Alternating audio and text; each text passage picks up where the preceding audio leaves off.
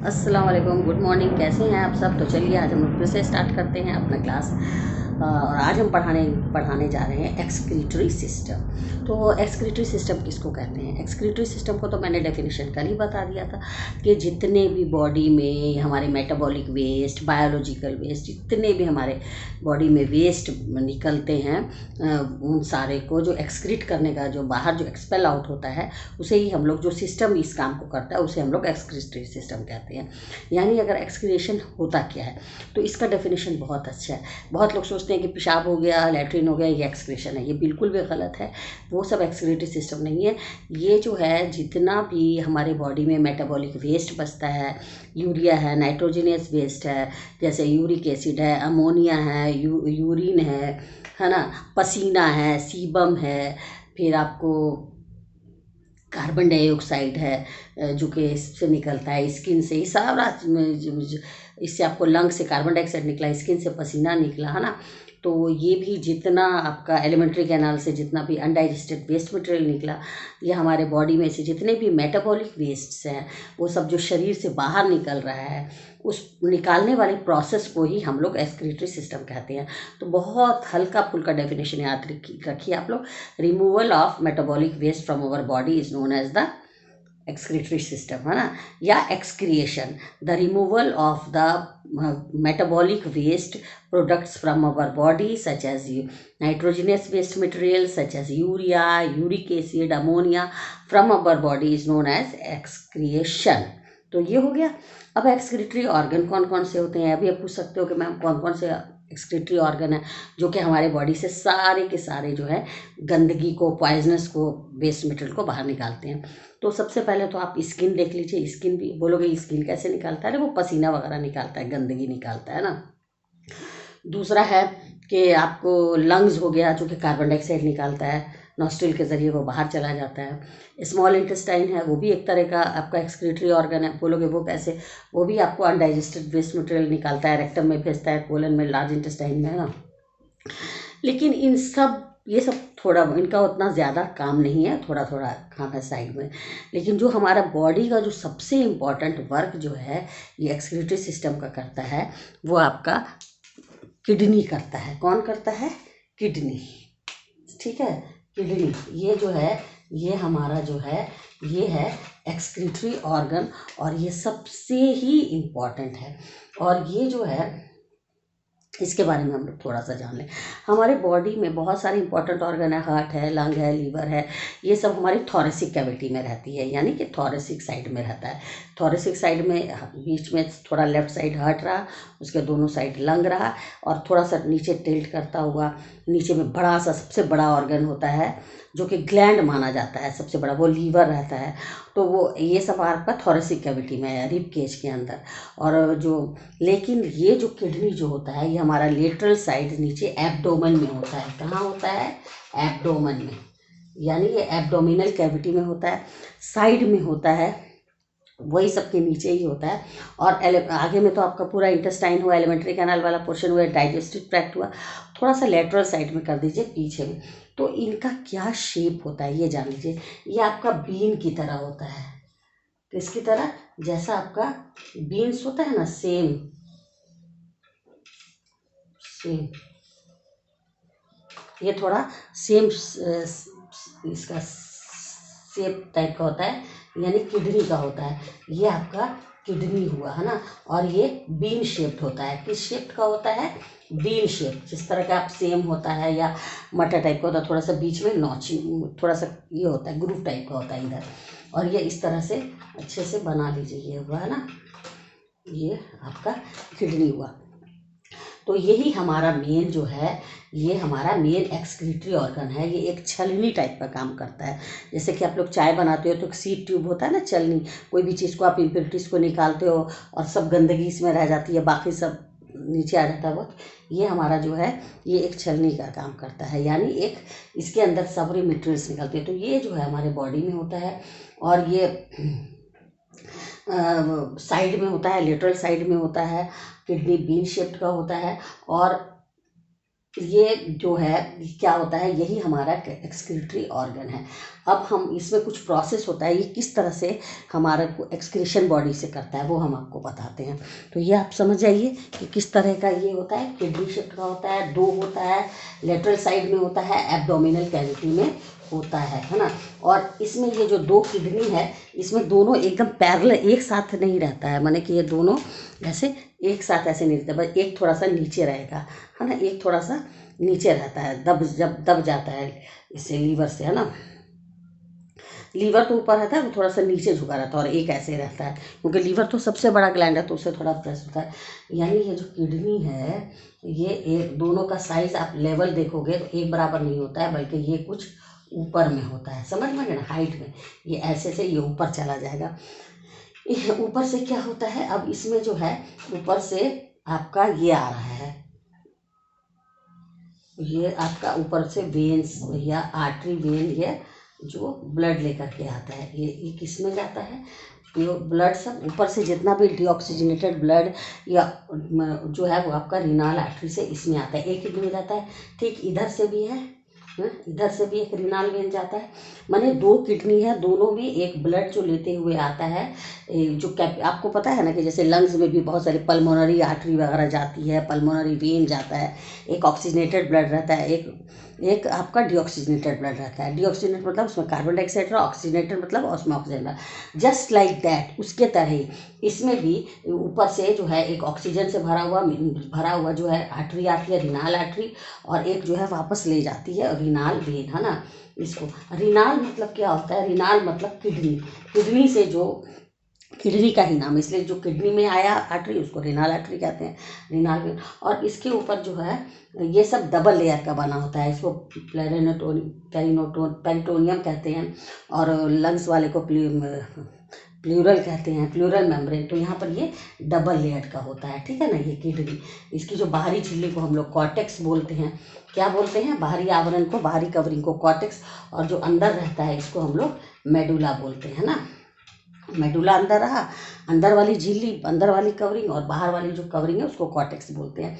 तो अब जो ये आपका है, तो इससे क्या होता है कि यहाँ से दोनों एक निकलता है नली, इधर से भी, इसे हम लोग बोलते हैं यूरेटर। क्या बोलते हैं, यूरेटर।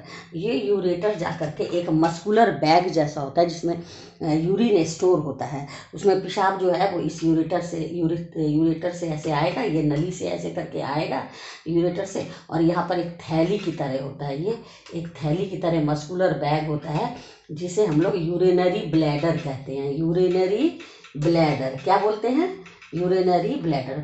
और जब इसमें भर जाता है पेशाब वगैरह, इसमें जब यूरिन कलेक्शन हो जाता है, यूरिन जब इसमें कलेक्ट हो जाता है, इसमें आधा किलो के करीब इसमें जो है पेशाब जब जमा हो गया, तो फिर ये इस यूरेथ्रा से, किससे, इस यूरेथ्रा से बाहर आ जाता है। किससे, ये यूरेथ्रा एक ओपनिंग है जिससे कि जो यूरिन है, जो यूरिनरी ब्लैडर में रहता है, वो यूरेथ्रा से टाइम टू, जब हमें अर्ज लगता है, अर्घ होता है कि अब हमें बाथरूम जाना है, तो ये प्रेशर डालता है और इससे हो जाता है। और इसका कनेक्शन तुरंत ब्रेन से होता है।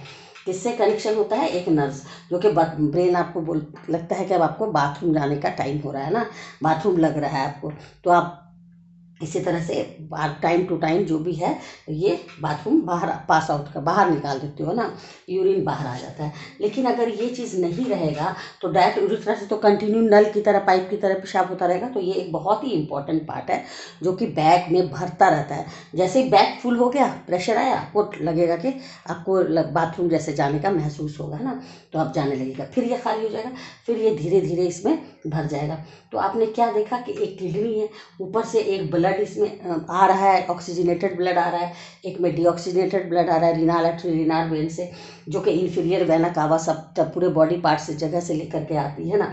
और उसी तरह से फिर यहाँ से किडनी से एक और नली निकलती है जिससे कि हम लोग क्या बोलते हैं, यूरेटर बोलते हैं। ये हो गया यूरेटर।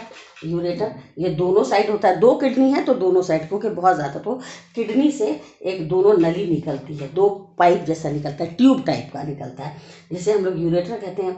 दोनों यूरेटर नीचे एक स्मॉल मस्कुलर बैग टाइप का होता है, जिसे कि हम लोग यूरिनरी ब्लैडर बोलते हैं। यूरिनरी ब्लैडर में आकर के यूरिन जमा होता जाता है, और जब भर जाता है, ये फुल हो जाता है, तो ब्रेन आपको मैसेज देता है कि अब आपका बाथरूम जाने का टाइम हो गया। तो ये समझ गए। अब क्या होता है, अब हम लोग ये ज़रा सा किडनी के अंदर के बारे में जान लें।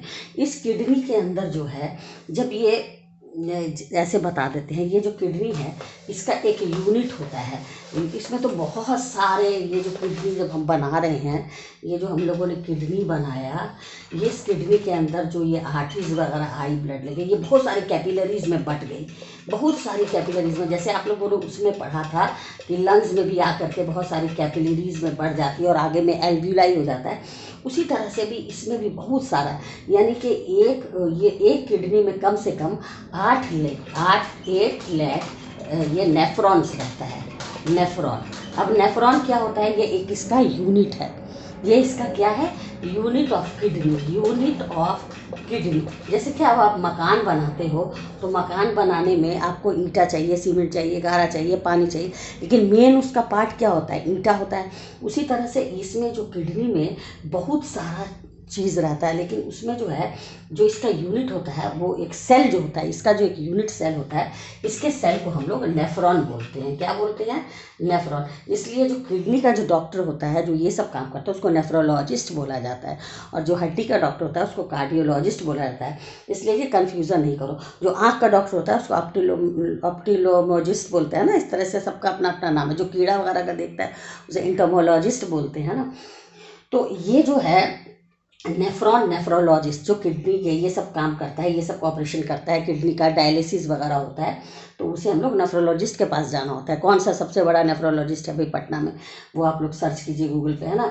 तो ये नेफ्रोलॉजिस्ट जो है, इसमें ये क्यों बोलते हैं, क्योंकि ये किडनी के अंदर जो बहुत सारे कैपिलरीज, इसके अंदर 8 लाख मिलियन बहुत सारा जो छोटा छोटा सेल होता है, कैपिलरीज में बढ़ जाती है आगे जाकर के ये आर्टरीज, और ये इसे हम लोग एक सेल होता है जिसे हम लोग बोलते हैं नेफ्रॉन, है ना। और ये जो नेफ्रॉन होता है, ये एक यूनिट होता है।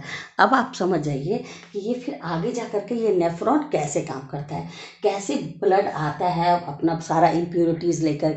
उसमें कौन कौन से इम्प्योरिटीज़ रहता है, यूरिक रहता है, यूरिया रहा, यूरिक एसिड रहा, नाइट्रोजनस वेस्ट मटेरियल नाइट्रेट रहा, जो कि हम लोग के लिए तो बहुत हार्मफुल है, लेकिन प्लांट्स के लिए बहुत इंपॉर्टेंट है, उससे ज़बरदस्त खाद बनता है ना। अमोनिया एसिड रहा, अमोनिया एसिड तो और ज़्यादा खतरनाक है, क्योंकि अमोनिया एसिड बाद में जाके उसको जल्दी से बाहर निकालना चाहिए। यूरिया जो है, यूरिया अगर हमारे बॉडी में रहेगा तो वो थोड़ी देर के बाद अमोनिया बन जाता है, और अगर अमोनिया चूँकि हमारे बॉडी के लिए बहुत ही हार्मफुल है, इसलिए यूरिया को हमारी बॉडी से बाहर निकाल देना चाहिए।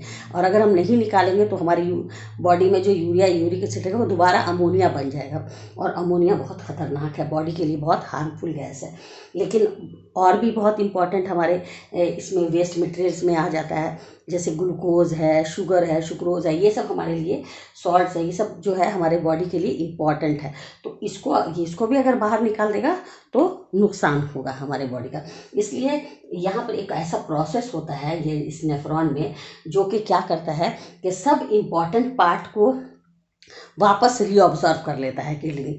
माने कि सिर्फ वो किसको बाहर निकालता है, यूरिया को निकाल दिया, भाई ख़राब चीज़ है, हार्मफुल है, यूरिक एसिड निकाल दिया, अमोनिया निकाल दिया, लेकिन ग्लूकोज तो हमारे शरीर के लिए इंपॉर्टेंट है, कार्बोहाइड्रेट, उसी से बहुत सारा रेस्पिरेशन में हेल्प होता है।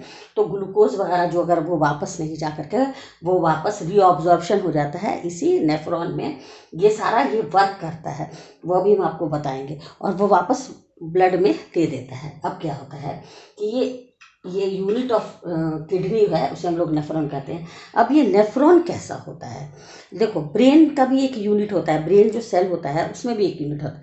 तो ब्रेन वाले नर्वस सिस्टम में जो सेल होता है उसमें जो यूनिट होता है उसको हम लोग न्यूरॉन बोलते हैं। न्यूरॉन तो बहुत कंफ्यूजन मत हो जाना कि न्यूरॉन और नेफ्रॉन।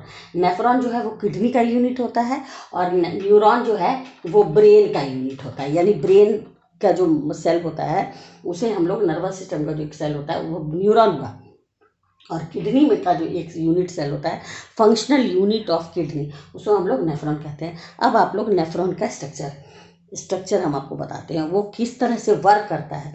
तो यहाँ पर से जो आर्टरीज वगैरह जो आई, जो कि यहाँ पर बाद में ये तो आपका यूरेटर है, ये तो आपका यूरेटर निकल रहा है, जो कि आपका दोनों साइड से निकल रहा है, जो कि आपका यूरिनरी ब्लैडर में मिल जाएगा और इस तरह से मिल जाएगा।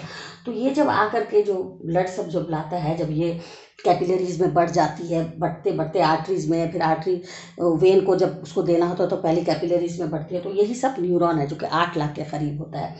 तो ये न्यूरॉन का सेल कैसा होता है, देखिए अब हम आपको बता देते हैं एक न्यूरॉन का नेफ्रॉन का कैसा सेल होता है। बोलने में हमको कन्फ्यूज़न हो गया, आप सब लोग भी मत कन्फ्यूज हुइए। न्यूरॉन होता है वो ब्रेन का एक यूनिट होता है, फंक्शनल यूनिट, और फंक्शनल यूनिट ऑफ किडनी का होता है नेफ्रॉन। तो नेफ्रॉन कैसा होता है, ऐसा होता है नेफ्रॉन का सेल। ये जो हम इसको जब हम लोगों ने माइक्रोस्कोप में देखा, जब रिसर्च किया साइंटिस्ट वगैरह में, तो उसको इस तरह का नज़र आया। ये नेफ्रॉन ऐसा नज़र आया।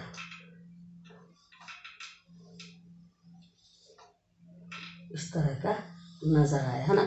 और ये यूरेटर से जुड़ा है, यहाँ पर ये यूरेटर है ये। तो ये क्या हुआ, ये जब बहुत सारी आर्टरीज जब किडनी में गई तो ये नेफ्रॉन के अंदर क्या होता है, ये जैसे डर्टी ब्लड है, ये डर्टी ब्लड सब आ रहा है जिसे हम लोग बोलते हैं, जिसमें बहुत सारा वेस्ट मटेरियल मिला हुआ है। ये सब जब इसमें आर्टरी में आ रही है तो यहाँ पर बहुत गुच्छा तरह की कैपिलरीज होगी, बहुत क्वाइल्ड, बहुत ज़बरदस्त। इसमें जो है ग्लोमेरुलस, इसको हम लोग बोलते हैं ग्लोमेरुलस।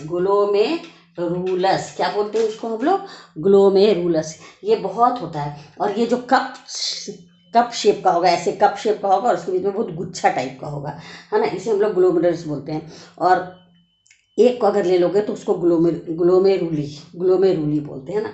और ये जो कप जैसा होता है इसको बोलते हैं बोमेन्स कैप्सूल। क्या बोलते हैं, बोमेन्स कैप्सूल। इसको बोमेन्स नाम के साइंटिस्ट ने निकाला था। और ये दोनों को मिला के, यानी ग्लोमेरुलस प्लस बोमेन्स कैप्सूल को, हम लोग इस पूरे को बोलते हैं माल्पीजियन बॉडी। क्या बोलते हैं, माल्पीजियन बॉडी। तो ये माल्पीजियन नामक साइंटिस्ट ने निकाला था। उसने जब पता लगाया कि जब हम लोग नेफ्रॉन में बहुत सारा गुच्छा टाइप का सेल होता है, कैपिलरीज होती है, तो ये क्या करती है कि सारे चीज़ को यहाँ पर से, ब्लड के अंदर से जितना भी चीज़ उसके अंदर वेस्ट मटेरियल है सबको निकाल देती है। तो उसमें क्या करती है, वो यूज़फुल चीज़ भी निकाल देती है, जबकि इसको यूज़फुल चीज़ नहीं निकालना चाहिए क्योंकि ये है, लेकिन सारा यूज़फुल चीज़ को भी ये इसमें निकाल देगी, छन जाएगी। तो यहाँ पर इसको हम लोग बोलते हैं अल्ट्रा फिल्ट्रेशन। क्या बोलते हैं, अल्ट्रा फिल्ट्रेशन। अल्ट्रा फिल्ट्रेशन में क्या होता है, ये इसका प्रॉक्सिमल एंड हुआ, ये इसका डिस्टल एंड हुआ, है ना। ये उसके बाद से ये एक ट्यूब में जुड़ती है, तो ये सारा जो है ये सारा चीज़ को निकाल देती है। मैंने ठीक है, हार्मफुल तो निकाले तो ठीक है, जैसे यूरिया, यूरिक एसिड, अमोनिया, लेकिन ये क्या करती है, ग्लूकोज को भी छान देती है, फिल्ट्रेट करती है। तो इस मटेरियल में बहुत सारा आ गया, उसके वॉल से सारा पोरस जो होता है, पोरस से सब निकल करके, तो ये सारे इसमें आ जाते हैं, इस ट्यूबल में आते हैं। जब ये ट्यूबल में आते हैं तो यहाँ पर जो ये बोमेन्स कैप्सूल है, ये क्या करता है, ये ट्यूबल जो है ये क्या करता है कि इसमें जितना इम्पॉर्टेंट वाला चीज़ सब हुआ, जैसे कि ग्लूकोज हुआ, है ना, जैसे कि ऑक्सीजन हुआ, ये सब बहुत सारा इम्पॉर्टेंट आयंस वगैरह जो हुआ, पोटेशियम आयन, ये सबको वापस निकाल देता है, छान देता है। और वापस यहाँ पर बहुत सारी कैपिलरीज से ये यहाँ पर जो वेन रहता है उसको भेज देता है। और ये वापस जो है ये चला जाता है यहाँ पर, जो ये बाहर ब्लड में जाके मिल जाता है, क्लीन ब्लड। यहाँ पर सारा क्लीन ब्लड निकल जाता है। यहाँ पर ये कौन करता है, इस ट्यूबल के पास जो है आर्टरी और वेन रहता है। क्या रहता है, आर्टरी और वेन का जाल रहता है। तो सारा जो है ये ट्यूबल्स के पास आकर के ये जितना भी इस अल्ट्रा फिल्ट्रेशन में क्या हुआ कि सारा चीज़ को छान दिया, लेकिन यहाँ पर आकर के ये ट्यूबल्स और ये सब बोलता है कि अरे भाई तुम लोग क्यों आ गए, तुम लोग को तो यहीं रुकना है, तुम लोग को तो वापस ब्लड में जाना है, तुम लोग को किडनी में क्यों जा रहे हो। तो यहाँ पर इसको बोलते हैं रीअब्जॉर्प्शन। क्या बोलते हैं, रीअब्सॉर्प्शन। यानी जितना भी यूजफुल मटेरियल्स होता है वो ये ट्यूबुलर जो होता है, जहाँ पर इसमें कैपिलरीज होती है, हाँ, वो सब उसको एब्जॉर्ब कर लेती है, वापस रख लेती है इंपॉर्टेंट मटेरियल्स को। तब फिर खाली बच गया आपको यूरिया, यूरिक एसिड, वो इस ट्यूब से होकर के यूरेटर में चला जाता है ना। और जितना भी वापस जो मतलब कि जो यूज़फुल मटेरियल है वो सारा ये जो यहाँ पर ब्लड कैपिलरीज लगी हुई है, वो ब्लड कैपिलरीज उसको रख लेती है, रीअब्जॉर्प्शन कर लेती है और एब्जॉर्प्शन करके वापस ब्लड में मिला देती है ना। यहाँ पे जो अल्ट्रा फिल्ट्रेशन में यही काम होता है, ग्लोमेरुलस क्या करता है कि सब चीज़ को छान देता है। लेकिन यहाँ पर आकर के बोमन्स कैप्सूल ये ट्यूबुल को बोलता है कि देखो भाई ये तो सबको छान ले रहा है, बोमन्स ये ग्लोमेरुलस ने तो सारा इंपॉर्टेंट चीज़ को भी छान लिया, तो तुम नीचे उसको मत जाने देना, उसको रोक लेना, और उसको रोक करके ये जो क्लीन ब्लड हो गया जिसको वापस ब्लड में भेज देना। तो ये वापस ब्लड में भेज देता है, और जितनी इम्प्योरिटीज़ है वो यहीं से लाइन से अलग हो जाती है, यहीं से। और कैपिलरीज में यहाँ पर सब पे है आर्टरी और वेन, तो वो वापस ब्लड में चली जाती है। और जितना भी ये इम्प्योरिटीज़ वाला है, जैसे urea, uric acid, ammonium acid, वो ये प्रॉक्सिमल और डिस्टेंस, ये जो ट्यूब है इस ट्यूब से होते हैं यूरेटर में जाता है। और जब यूरेटर से जाएगा वो किस में जाएगा, यूरेटर से जाता है वो यूरिनरी ब्लैडर में। यूरिनरी ब्लैडर के पास जा कर के जब ये पूरा भर जाता है यूरिन से, तो यहाँ पर ये आपको यूरेथ्रा से टाइम टू टाइम पास हो जाता है। तो यहाँ पर आपको नेफ्रॉन जो है वही ये वर्क करता है, और nephron functional unit of kidney का है। तो यहाँ पर 3 मेन पार्ट होता है, अल्ट्रा फिल्ट्रेशन, रीअब्जॉर्प्शन, है ना, और क्लीन ब्लड। क्लीन ब्लड वापस ब्लड में चला जाता है। तो ये अल्ट्रा फिल्ट्रेशन जो होता है वो ग्लोमेरुलस करता है, वो जब यहाँ पर छानता है कैपिलरी से जितना भी अनवांटेड मटेरियल्स है वो छन जाता है, तो उसके साथ साथ वो इम्पॉर्टेंट मटेरियल्स को भी छान देता है। लेकिन फिर रीअब्जॉर्प्शन होता है, तो मेन काम जो होता है रीअब्जॉर्प्शन कि वो सारे इंपॉर्टेंट मटेरियल्स को वापस ब्लड में भेज देता है, और जितना अनवांटेड मटेरियल है वो सारा यूरेटर में आ जाता है, और ये वापस शरीर में आपको ये क्लीन ब्लड होकर के ये एक दूसरे आर्टरी से ब्लड में वापस चला जाता है, इस तरह से सर्कुलेट होता रहता है।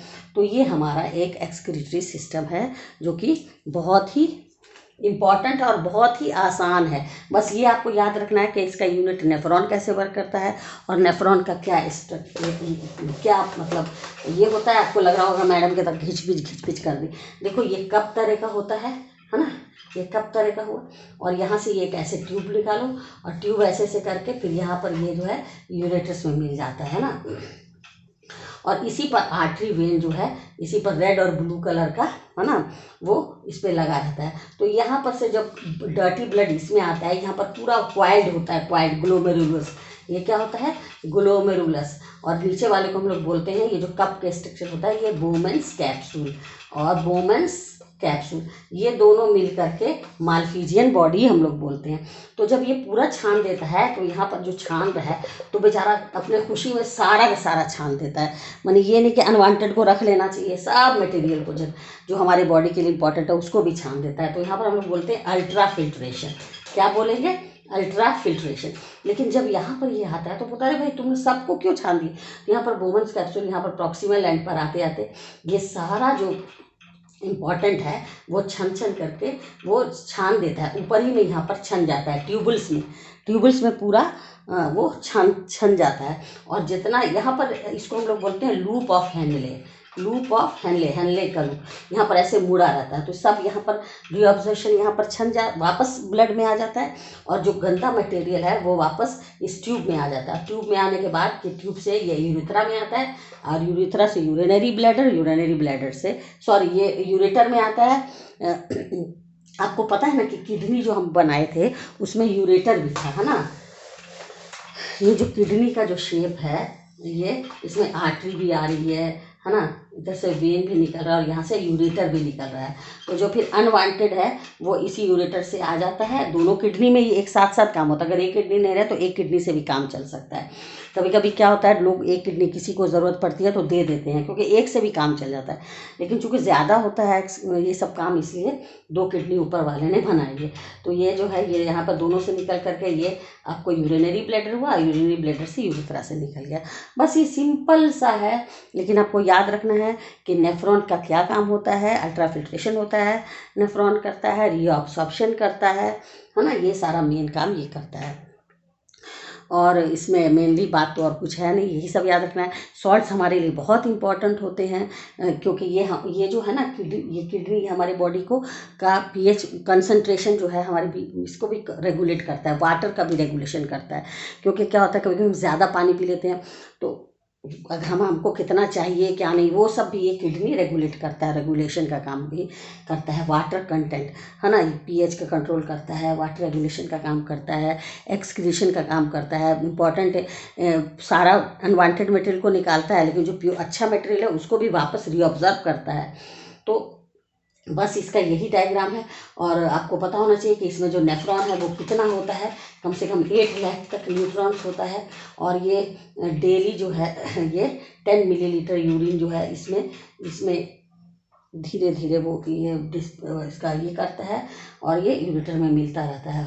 बस, तो आज के लिए बस इतना ही। और आप लोग इसको पढ़िए, देखिए और देखिए। एक्सक्रीटरी सिस्टम का ज़्यादा कुछ नहीं है, बहुत छोटा, ज़्यादा सारा यूनिट पूछता है इसमें। और इसमें बोमन्स कैप्सूल किसे कहते हैं, अल्ट्राफिल्ट्रेशन कहाँ होता है, उसके बाद से रीअब्जॉर्प्शन का क्या मतलब होता है। बहुत कंफ्यूज हो जाता है लोग। रीअब्जॉर्प्शन का मतलब यही होता है कि वो वापस जो यूजफुल मटेरियल है वो वापस ब्लड में आ जाना और फिर ब्लड में मिला देना। ये भी किडनी का ही काम होता है। इसलिए जो डायलिसिस होता है वो यही काम, अगर किसी की किडनी ख़राब हो जाती है तो लोग डायलिसिस करने, यही काम होता है उसमें, किस तरह से उसमें मिनरल्स वापस ब्लड में मिलाते हैं जो कि यूज़फुल है, और अनवांटेड मटेरियल्स को शरीर से बाहर निकाला जाता है। तो आज का बस इतना ही, ठीक है। हम लोग फिर इसमें इससे बेस्ड क्वेश्चन आंसर करेंगे और इसमें क्या क्या क्वेश्चन आंसर आता है उसके बाद से देखते हैं और क्या क्वेश्चन पढ़ना है लाइफ प्रोसेस में, वो हम छोटा छोटा पढ़ा देंगे। तो टेक केयर, थैंक यू।